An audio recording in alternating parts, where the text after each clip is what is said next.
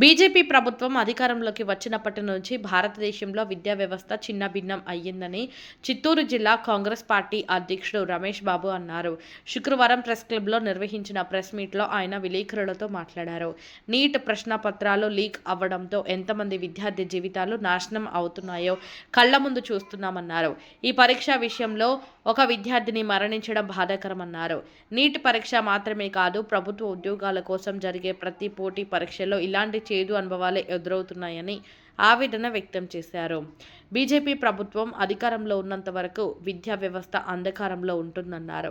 ఈ అంధకారం పోవాలన్నా, విద్యా వ్యవస్థ మెరుగుపడాలన్నా కాంగ్రెస్ పార్టీ మళ్లీ అధికారంలోకి రావాలన్నారు. కార్యక్రమంలో కాంగ్రెస్ పార్టీ నాయకులు టిక్కీ రాయల్ తదితరులు పాల్గొన్నారు. ఇటీవల చూసాము, నీట్ లీకేజ్ వల్ల చాలామంది విద్యార్థులు, ప్రతిభావంతులైనటువంటి అనేక వేల మంది విద్యార్థులు ఈరోజు వారి యొక్క భవిష్యత్తు చాలా దారుణమైనటువంటి పరిస్థితి నెలకొన్నది.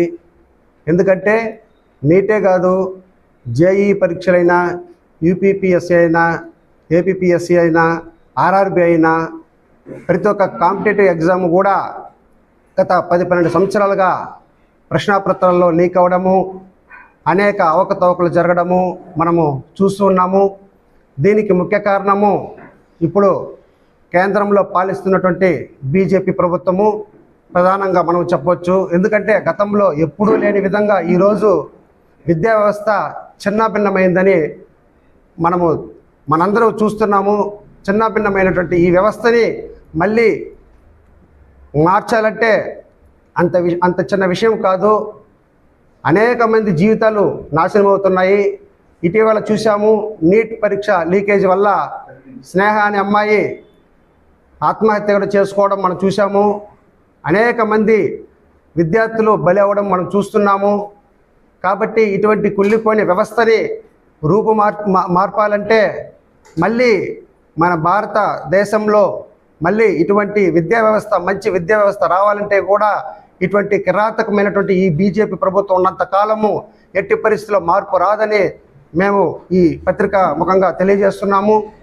మళ్ళీ కాంగ్రెస్ పాలన వస్తే తప్ప మన దేశ భవిష్యత్తు, అదేవిధంగా యువత భవిష్యత్తు మెరుగుపడే అవకాశాలు లేదని మేము ఈ పత్రికా ముఖంగా తెలియజేసుకుంటున్నాము. ఇటీవల చూస్తున్నాము, ప్రైవేటు విద్యా సంస్థలు, అనేకమైనటువంటి విద్యా సంస్థలు వచ్చింది.